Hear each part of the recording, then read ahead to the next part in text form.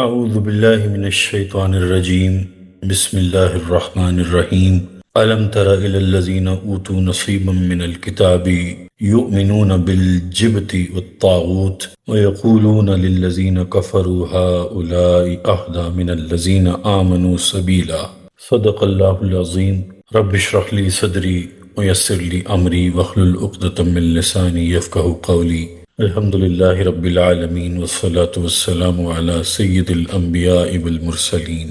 پچھلے رکوع سے اہل کتاب کے رویے کے بارے میں گفتگو چل رہی ہے، اور اس 8ویں رکوع کی ابتدائی آیات میں بھی وہی سلسلہ جاری ہے، جیسا کہ اس میں بھی یہی فرمایا جا رہا ہے الم تر الی الذین اوتوا نصیبا من الکتاب، کیا تم نے دیکھا نہیں ان لوگوں کو جنہیں کتاب میں سے ایک حصہ دیا گیا تھا، یؤمنون بالجبت والطاغوت، وہ ایمان لاتے ہیں بتوں پر اور شیطان پر۔ جبت کے معنی بتوں کے لیے بھی لیے جاتے ہیں، اور جبت کے معنی ٹونے ٹوٹکوں، جادو، تعویذ گنڈوں کے بارے میں بھی لیے جاتے ہیں۔ وَيَقُولُونَ لِلَّذِينَ كَفَرُوا هَؤُلَاءِ أَهْدَىٰ مِنَ الَّذِينَ آمَنُوا سَبِيلًا، اور کہتے ہیں ان لوگوں کے متعلق جنہوں نے کفر کیا، یعنی مشرکین کے بارے میں، کہ ان اہل ایمان سے زیادہ ہدایت پر تو یہ ہیں۔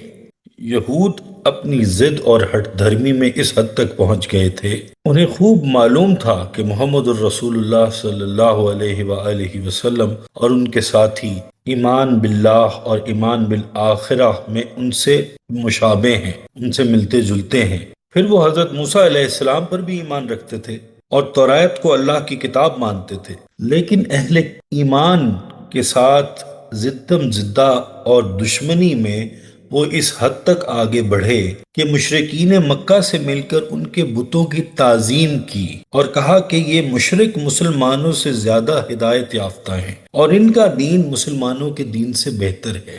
اس کے تسلسل میں آیت نمبر 52 میں فرمایا اولئک الذین لعنہم اللہ، یہ وہ لوگ ہیں جن پر اللہ نے لعنت فرما دی ہے۔ وَمَن يَلْعَنِ اللَّهُ فَلَن تَجِدَ لَهُ نَصِيرًا، اور جس پر اللہ نے لعنت کر دی پھر تم اس کے لیے کوئی مددگار نہیں پاؤ گے۔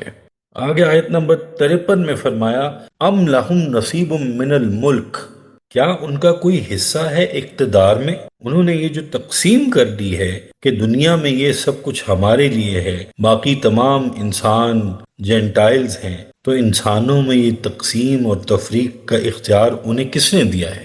کیا ان کا اللہ کی حکومت میں کوئی حصہ ہے؟ مالک الملک تو اللہ ہے، تو کیا ان کو اس کے پاس سے کوئی اختیار ملا ہوا ہے؟ فَإِذًا لَا يُؤْتُونَ النَّاسَ نَقِيرًا، اگر ایسا کہیں ہوتا تو یہ دوسرے لوگوں کو تل کے برابر بھی کوئی شے دینے کو تیار نہ ہوتے۔ فرمایا کہ کیا انہیں اللہ تعالیٰ کی بادشاہت میں اختیارات ہیں؟ اللہ تعالیٰ کی قدرت اور اللہ کی طاقتوں میں ان لوگوں کو جو دعوے دار ہیں، جبہ و دستار والے ہیں، اللہ نے اپنی بادشاہت میں سے کوئی حصہ، اپنی قدرت و طاقت میں سے کوئی حصہ انہیں لکھ دیا ہے؟ ایسا ہرگز نہیں ہے۔ اگر انہیں مل بھی جائے تو یہ اتنے خود غرض ہیں کہ لوگوں کو ایک ذرہ برابر بھی اللہ کی بادشاہت اور اس کے رزق میں سے ایک ذرہ بھی کسی کو نہ دیں۔ یہ تو صرف لینے والے لوگ ہیں، دینے کی ہمت ان میں نہیں ہے۔ آگے آیت نمبر 54 میں فرمایا ام یحسدون الناس علی ما آتاہم اللہ من فضلہ، کیا یہ حسد کر رہے ہیں لوگوں سے اس پر کہ جو اللہ نے ان کو اپنے فضل میں سے عطا کر دیا ہے؟ دراصل یہ سب اس حسد کا نتیجہ ہے جو یہ مسلمانوں سے رکھتے ہیں کہ اللہ نے ان امیین میں اپنا آخری نبی بھیج دیا اور انہیں اپنی آخری کتاب عطا فرما دی جنہیں یہ حقیر سمجھتے تھے۔ اب یہ اس حسد کی آگ میں جل رہے ہیں۔ فَقَدْ آتَيْنَا آلَ إِبْرَاهِيمَ الْكِتَابَ وَالْحِكْمَةَ وَآتَيْنَاهُمْ مُلْكًا عَظِيمًا، تو ہم نے آل ابراہیم کو کتاب اور حکمت عطا فرمائی اور انہیں بہت بڑی حکومتیں بھی دی۔ وَمِنْهُمْ مَنْ آمَنَ بِهِ وَمِنْهُمْ مَنْ صَدَّ عَنْهُ، بس ان میں سے وہ بھی ہیں جو اس پر ایمان لے آئے ہیں اور وہ بھی ہیں جو اس سے رک گئے ہیں۔ فَكَفَى بِجَهَنَّمَ سَعِيرًا، اور ایسے لوگوں کے لیے تو جہنم کی بھڑکتی ہوئی آگ ہی کافی ہے۔ فرمایا کہ یہ سمجھتے ہیں کہ نبوت اور شریعت صرف بنی اسرائیل میں محدود ہو گئی، بلکہ اللہ جسے چاہے رسالت سے، نبوت سے، حکمت و شریعت سے نواز دے۔ تم حسد کرتے ہو تو کرتے پھرو، اللہ نے آل ابراہیم کو ہی کتاب و حکمت عطا کی ہے، تو تم بنی اسرائیل ہو، تم بھی آل ابراہیم ہو، اور یہ محمد صلی اللہ علیہ وسلم بنی اسماعیل میں سے ہیں، یہ بھی آل ابراہیم ہے۔ تمہیں اپنے ہاں نبوت و شریعت پر حیرت نہیں ہوتی ہے تو یہاں کیوں ہوتی ہے؟ اور آل ابراہیم کو تو اللہ نے بہت بڑی سلطنت عطا فرمائی تھی۔ کتاب، حکمت، سلطنت یہ اللہ کی عطا ہے، جسے چاہے دے دیں۔ مولانا امین احسن اصلاحی اس آیت کے بارے میں یہ فرماتے ہیں کہ اس آیت سے یہ پتہ چلتا ہے ملکن عظیمہ، سلطنت اور حکومت یہ نتیجہ ہوتا ہے کتاب و حکمت کا۔ اللہ تعالیٰ جسے خلافت ارضی دیتے ہیں وہ کتاب و حکمت عطا فرمانے کے بعد دیتے ہیں۔ سلطنت اور حکومت اللہ تعالیٰ کی کتاب اور حکمت کے ثمرات اور نتائج میں سے ہیں۔ سورہ نور میں بھی پڑھیں گے کہ اللہ نے وعدہ فرما لیا ہے تم لوگوں میں سے ان لوگوں کے ساتھ جو ایمان لے آئے اور اعمال صالح کیے کہ اللہ تعالیٰ انہیں ضرور بالضرور اس زمین پر خلافت و حکومت عطا فرمائیں گے جیسے کہ ان سے پہلے لوگوں کو عطا فرمائی، اور اللہ کے دین کو نافذ کرنے کے لیے جن جن ذرائع وسائل کی ضرورت ہے وہ بھی عطا فرمائیں گے، اور اللہ تعالیٰ ان کے خوف کی کیفیت کو بدل کر امن و عافیت کی کیفیت عطا فرمائیں گے۔ یہ اللہ کے 3 وعدے ہیں۔ یہاں بھی فرمایا کہ اللہ نے آل ابراہیم کو کتاب و حکمت عطا فرمائی، اور کتاب و حکمت کے ساتھ ساتھ سلطنت، حکومت اور بادشاہت بھی عطا فرمائی۔ ان میں کچھ لوگ ایسے تھے جو اللہ پر ایمان لے آئے، اور کچھ ایسے تھے جو دور ہٹ گئے، اور ایسے لوگوں کے لیے جو دین سے دور ہٹ جائیں دوزخ کی آگ ہی جلانے کے لیے کافی ہے۔ آگے آیت نمبر 56 اور 57، ان الذین کفروا بآیاتنا سوف نصلیہم نارا کلما نضجت جلودہم بدلناہم جلودا غیرہا لیذوقوا العذاب ان اللہ کان عزیزا حکیما۔ یاد رکھو جن لوگوں نے ہماری آیتوں کے ساتھ کفر کیا، یعنی انہیں جھٹلایا اور سرکشی اور شرارت سے مقابلہ کیا، تو قیامت کے دن ہم انہیں آتش دوزخ میں جھونک دیں گے۔ جب کبھی ان کی کھال آگ کی گرمی سے پک جائے گی، یعنی جل جائے گی، تو ہم پچھلی کھال کی جگہ دوسری کھال پیدا کر دیں گے تاکہ عذاب کا مزہ اچھی طرح چکھ لیں۔ بلا شبہ اللہ سب پر غالب ہے اور جو کچھ کرتا ہے حکمت کے ساتھ کرتا ہے۔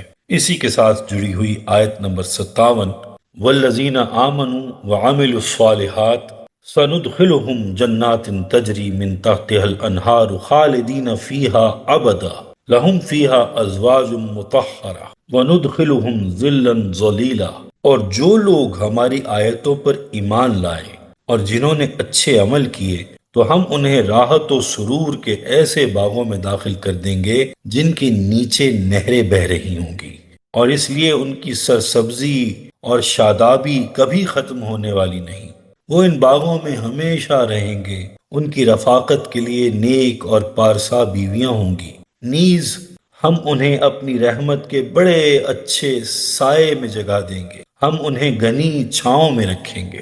اب یہ جو آیت نمبر 56 کا آپ نے ترجمہ سماعت فرمایا، اس آیت میں بھی ایک معجزہ موجود ہے۔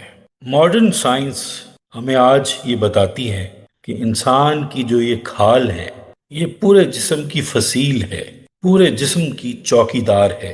اگر کوئی جسم کے اندر ڈاکہ ڈالنا چاہے تو کھال شور مچا دیتی ہے کہ باہر سے کوئی حملہ آور ہوا ہے، کوئی سانپ بچھو آ گیا ہے، کوئی کیل چگ گیا ہے۔ تو انسان کی جلد پورے جسم کی محافظ ہے، اور درد صرف کھال میں ہوتا ہے، اور اس درد کی وجہ سے کھال بتا دیتی ہے کہ باہر سے حملہ ہو گیا ہے۔ سوئی چبھوئیں تو درد صرف کھال میں ہوگا، جسم کے اندر کاٹ پیٹ کرتے ہوئے کوئی درد نہیں ہوگا۔ تو درد سہنے اور تکلیف کا مزہ چکھنے کی جگہ صرف کھال ہے اور جلد ہے۔ قرآن مجید 1400 سال پہلے یہ بات کہہ رہا ہے کہ جب آگ میں پڑے پڑے ان کی کھالیں جل جائیں گی تو ایسا نہیں کہ سارا جسم جلائیں گے، کہ فوراً اور کھال چڑھا دیں گے تاکہ تکلیف اٹھاتے رہیں۔ کھال کے جل جانے کے بعد باقی جسم جل جاتا اور انہیں کوئی درد نہ ہوتا۔ یہ بات جو گزشتہ صدی میں ہمیں سائنس نے بتائی ہے کہ ہمیں درد تکلیف صرف کھال اور جلد میں ہوتی ہے، 1500 سال پہلے قرآن مجید بتا چکا ہے۔ یہ اس لیے کہ وہ عذاب کا مزہ چکھتے رہیں۔ بے شک اللہ تعالیٰ بہت غلبے والا، عزت والا اور حکمت والا ہے۔ اب اگلی آیت کی طرف آئیے تو اس پر غور فرمائیے۔ پنجاب میں تو یہ زیادہ نہیں ہے، لیکن بلوچستان اور سندھ کی طرف جائیں تو یہاں پر پہلے بلکہ اب بھی کاریزوں کا رواج ہے۔ یہ ایسی نہریں ہیں جو نیچے سے بہتی ہیں اور ان کا پانی کھیتوں اور باغوں کو دیا جاتا ہے۔ یہ ایک عجیب قسم کا سماں ہوتا ہے، اور یہ باغ کا بہت بڑا حسن ہوتا ہے کہ نہریں اس کے نیچے سے بہہ رہی ہوتی ہیں۔ اس میں باغ کی شادابی ایک دائمی عمل بن جاتی ہے اور اس کے حسن کا کوئی ٹھکانہ نہیں ہوتا۔ اور فرمایا کہ ان باغات میں ان کے لیے پاکیزہ بیویاں ہوں گی اور ہم ان کو اپنی رحمت کی گھنی چھاؤں میں داخل کریں گے۔ لوگ یہ سمجھتے ہیں کہ بیوی مر گئی تو اس کا نکاح ٹوٹ گیا، اب اور لوگ آ کر غسل دیں۔ خاوند اسے دیکھ بھی نہیں سکتا، غسل بھی نہیں دے سکتا، قریب بھی نہیں آ سکتا۔ اس مسئلے کی نہ کوئی بنیاد ہے نہ حقیقت۔ اب مرنے کے بعد وہ آپ کی بیوی رہی یا نہیں رہی، اس بات کا تعلق نکاح اور طلاق کے مسائل سے نہیں ہے۔ آئندہ زندگی میں یہ آپ کی مرضی پر منحصر ہے۔ وہ آپ کی بیوی رہے گی، اور بیویاں اگر چاہیں تو آپ ان کے خاوند رہیں گے۔ جیسے مردوں کو حقوق حاصل ہیں تو ویسے ہی عورتوں کو بھی حقوق حاصل ہیں۔ مردوں کے لیے اگر ازواج مطہرہ ہیں تو خواتین کے لیے بھی ازواج مطہرہ ہیں۔ یہ نعمت صرف مردوں کے لیے نہیں ہے، خواتین کے لیے بھی ویسی ہی نعمت ہے۔ آیت نمبر 58 کی طرف چلتے ہیں۔ ان اللہ یأمرکم ان تؤدوا الامانات الی اہلھا، اللہ تمہیں حکم دیتا ہے کہ امانتیں اہل امانت کے سپرد کرو۔ وَإِذَا حَكَمْتُمْ بَيْنَ النَّاسِ أَن تَحْكُمُوا بِالْعَدْلِ، اور جب لوگوں کے درمیان فیصلہ کرو تو عدل کے ساتھ فیصلہ کرو۔ ان اللہ نعم ما یعظکم بہ، یقیناً یہ بہت ہی اچھی نصیحتیں ہیں جو اللہ تمہیں کر رہا ہے۔ ان اللہ کان سمیعا بصیرا، یقیناً اللہ تعالیٰ سب کچھ سننے والا، دیکھنے والا ہے۔ پہلی بات تو یہ ہے کہ آپ جو بھی سیاسی نظام بناتے ہیں اس میں مناسب، سواد سے مناسب ہوتے ہیں فیصلہ کرنے والے، جن کی ذمہ داریاں بھی ہوتی ہیں اور اختیارات۔ لہٰذا ان مناسب کے انتخاب میں آپ کی رائے کی حیثیت امانت کی ہے۔ آپ اپنی رائے دیکھ بھال کر دیں کہ کون اس کا اہل ہے۔ اگر آپ نے ذات، برادری، رشتہ داری وغیرہ کی بنا پر یا مفادات کی لالچ میں یا کسی کی دھونس کی وجہ سے کسی کے حق میں رائے دی تو یہ بالکل خیانت ہے۔ عام معنی میں بھی امانت کی حفاظت ضروری ہے، اور جو بھی امانت کسی نے رکھوائی ہے اسے واپس لوٹانا آپ کی شرعی ذمہ داری ہے۔ لیکن یہاں یہ بات اجتماعی زندگی کے اہم اصولوں کی حیثیت سے آ رہی ہے۔ دوسری بات یہ کہ جب لوگوں کے درمیان فیصلہ کرو تو عدل کے ساتھ فیصلہ کرو۔ گویا پہلی ہدایت سیاسی نظام سے متعلق ہے کہ امیر المومنین یا سربراہ ریاست کا انتخاب اہلیت کی بنیاد پر ہوگا، جبکہ دوسری ہدایت عدلیہ، جوڈیشری کے استحکام کے بارے میں ہے کہ وہاں بلا امتیاز ہر ایک کو عدل و انصاف میسر آئے۔ اب اگلی آیت میں تیسری ہدایت مقننہ یعنی لیجسلیچر کے بارے میں آ رہی ہے کہ اسلامی ریاست کی دستوری بنیاد کیا ہوگی، یعنی قانون سازی کے اصول کیا ہوں گے۔ فرمایا یا ایھا الذین آمنوا اطیعوا اللہ واطیعوا الرسول واولی الامر منکم فإن تنازعتم فی شیء فردوه الی اللہ والرسول ان کنتم تؤمنون باللہ والیوم الآخر ذلک خیر واحسن تاویلا۔ اے ایمان والو، اللہ کی اطاعت کرو، اللہ کے رسول کی اطاعت کرو، اور ان لوگوں کی اطاعت کرو جو تم میں حکم اور اختیار رکھتے ہیں۔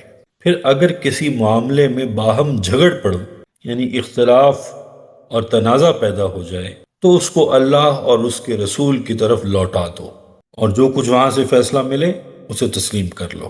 اگر تم اللہ پر اور آخرت کے دن پر ایمان رکھتے ہو تو تمہارے لیے راہ عمل یہی ہے، اسی میں تمہاری بہتری ہے اور اسی میں انجام کار کی خوبی ہے۔ یہ آیت قرآن مجید کی اہم ترین اور مشکل ترین آیتوں میں سے ایک ہے۔ اس کو سمجھنے میں ذرا محنت کرنی چاہیے، کچھ دیر کچھ وقت لگانا چاہیے اور اہتمام کرنا چاہیے کہ غلطی نہ ہو جائے۔ اللہ تعالیٰ ہمیں سیدھی ہدایت صحیح ہدایت عطا فرمائے۔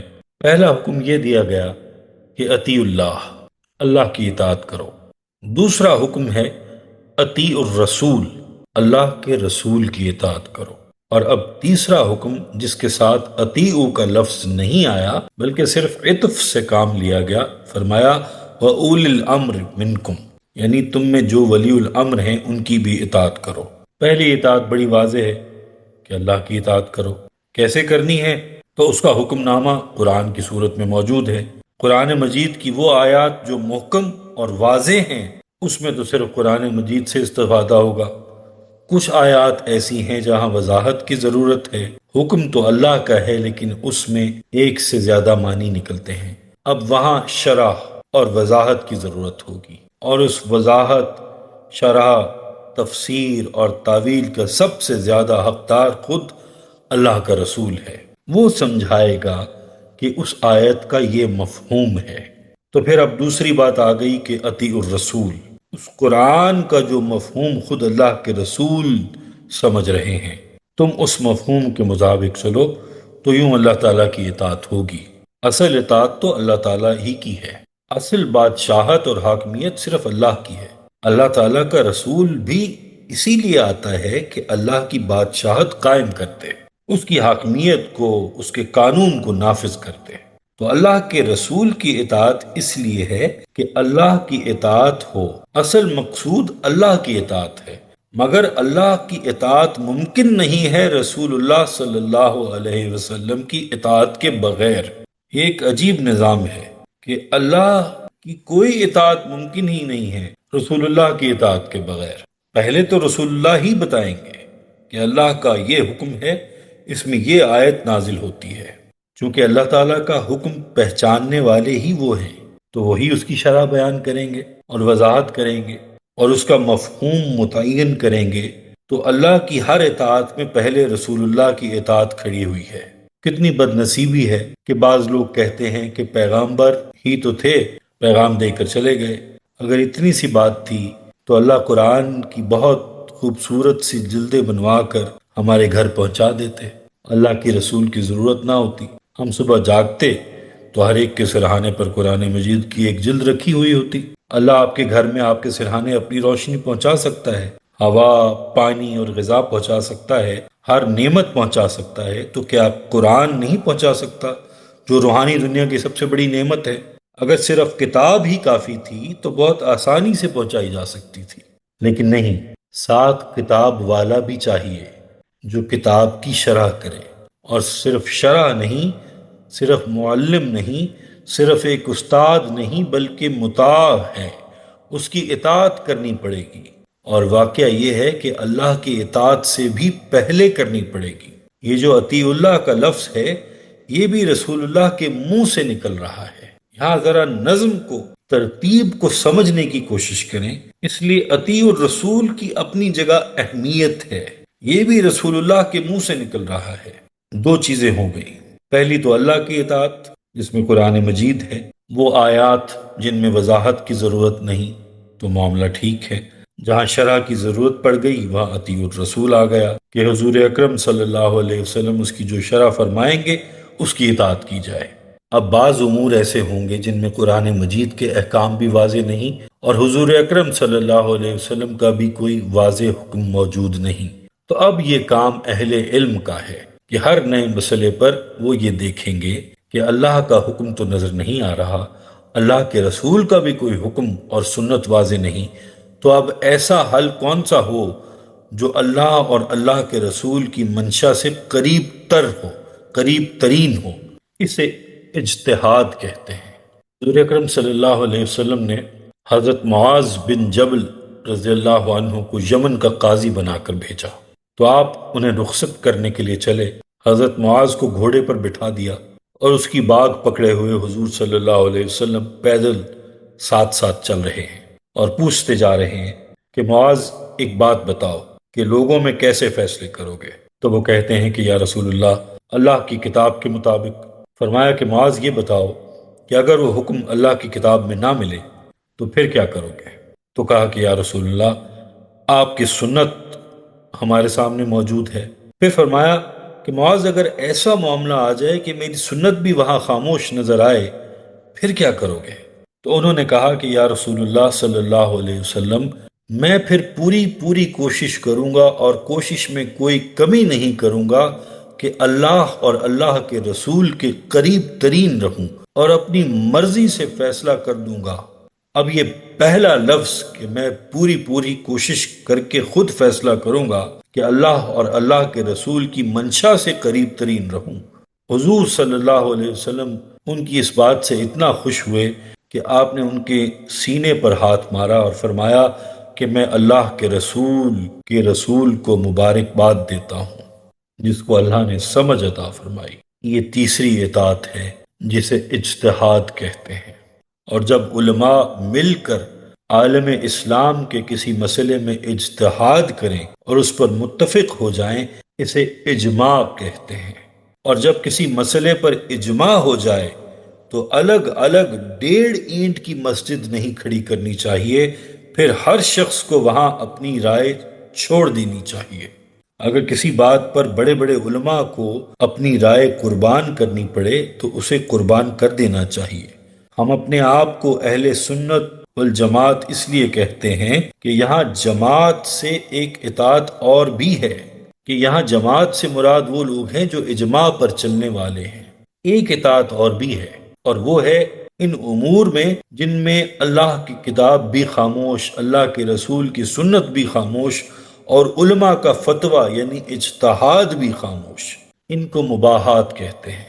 یعنی کسی شہر میں کتنے پولیس اسٹیشن قائم کریں، کتنی سڑکیں بنائیں، کتنے ڈاک خانے بنائیں، کتنے ڈویژن بنائیں، کتنے ضلع بنائیں، کتنی تحصیلیں بنائیں، یعنی انتظامی امور جس میں اللہ نے پوری اجازت دے دی ہے۔ ان معاملات کا اختیار حاکم کو دے دیا گیا ہے، یہاں اس کی اطاعت ہوگی۔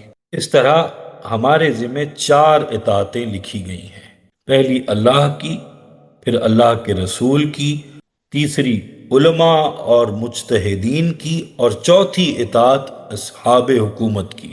اور یہاں یاد رہے کہ علماء اور اصحاب حکومت دونوں کو ملا کر اولیاء الامر کہا گیا ہے۔ اس بات کو ذہن میں رکھیں کہ اولیاء الامر میں پہلے علماء آتے ہیں، اس کے بعد اصحاب حکومت آتے ہیں۔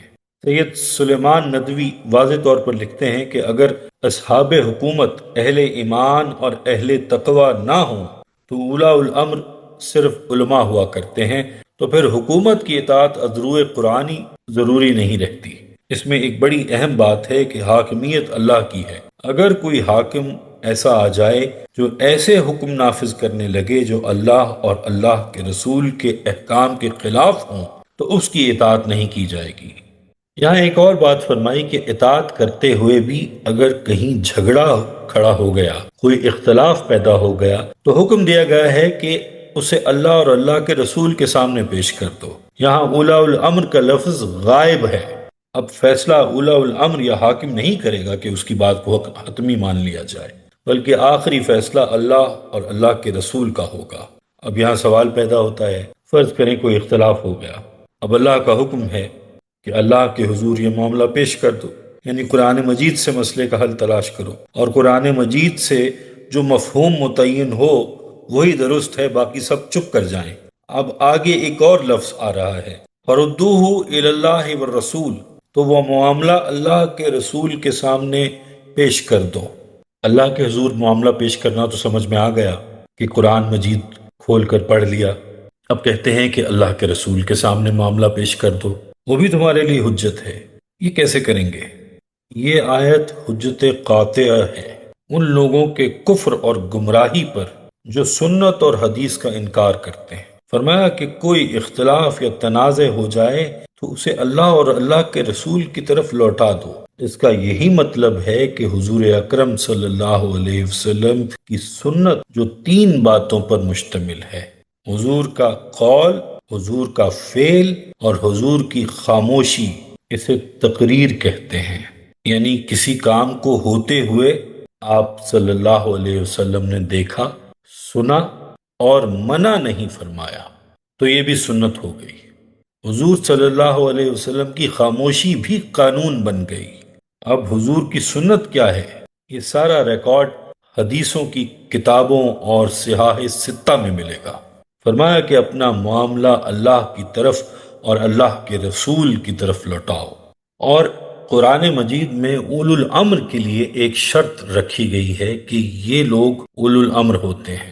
فرمایا وَلَوْ رَدُّوهُ إِلَى الرَّسُولِ وَإِلَىٰ أُولِي الْأَمْرِ مِنْهُمْ لَعَلِمَهُ الَّذِينَ يَسْتَنبِطُونَهُ مِنْهُمْ وَلَوْلَا فَضْلُ اللَّهِ عَلَيْكُمْ وَرَحْمَتُهُ لَاتَّبَعْتُمُ الشَّيْطَانَ إِلَّا قَلِيلًا۔ اور اگر وہ بجائے شہرت دینے کے اسے رسول صلی اللہ علیہ وسلم اور اپنے میں سے صاحبان امر کی طرف لوٹا دیتے تو ضرور ان میں سے وہ لوگ کسی بات کا نتیجہ اخذ کر سکتے ہیں، اس خبر کی حقیقت کو جان لیتے ہیں۔ اگر تم پر اللہ کا فضل اور اس کی رحمت نہ ہوتی تو یقیناً چند ایک کے سوا تم سب شیطان کی پیروی کرنے لگتے۔ یہاں فرمایا کہ اولو الامر تک وہ خبر پہنچتی تو وہ استنباط تو کرتے۔ معلوم ہوا کہ اولو الامر وہ ہیں جو استنباط کرنے کے لائق ہوں، اور استنباط تحقیق کرنا اہل علم کا کام ہے۔ اس سے یہ بھی معلوم ہوا کہ اولو الامر میں سب سے پہلے وہ لوگ آتے ہیں جن میں بات کی گہرائی تک پہنچنے کی صلاحیت ہو، صحیح نتیجہ نکالنے کی صلاحیت ہو۔ یہاں سے یہ بھی معلوم ہوا کہ دینی قیادت ہو یا سیاسی قیادت ہو، یہ ان لوگوں کا حق ہے جن میں معاملے کی سوجھ بوجھ کی صلاحیت ہو اور بات کی گہرائی تک پہنچ سکتے ہوں اور صحیح نتیجہ اخذ کر سکتے ہوں اور آگے لوگوں کو صحیح راستے پر ڈال سکتے ہوں۔ یہاں تکمیل ہوتی ہے سورہ النساء کے 8ویں رکوع کی۔ بارک اللہ لی ولکم فی القرآن العظیم ونفعنی وإیاکم بالآیات والذکر الحکیم۔